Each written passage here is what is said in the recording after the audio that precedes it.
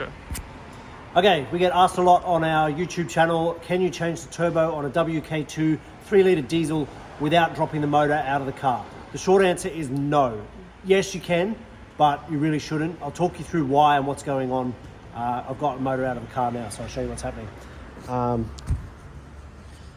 Basically, if you start on this side being the driver's side, to get the the turbo out, you've got to get this dump pipe off.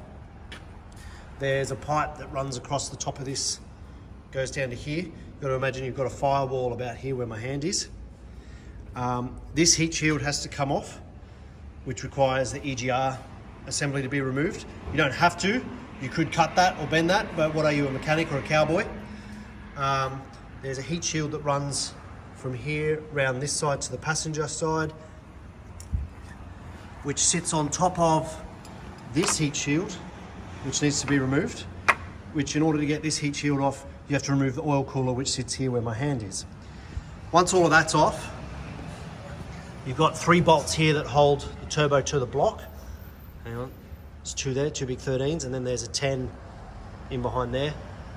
There's a 10 mil there. But the biggest challenge you're gonna have is, I don't know if you can even see it, that banjo bolt in there. So that's a 19 millimeter. Banjo bolt means coolant runs through the guts of the bolt. You've got a copper washer on either side.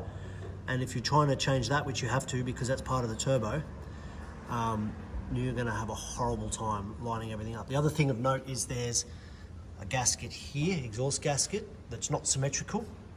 And there's another one here that's not symmetrical. So all of this work you're trying to do blind. It's just so much easier. Just pull the motor down like this and do it that way.